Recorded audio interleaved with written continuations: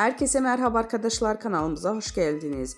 Gübse Özay'ın kıskançlık sorularına yanıtladığı açıklamalar sanal medyanı ikiye böldü.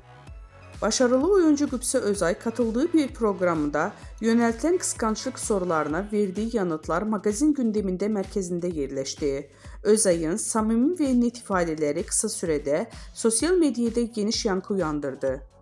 Ünlü oyuncu eşinin kişisel anlamına saygı duyduğunu vurgulayarak şu ifadeleri kullandı.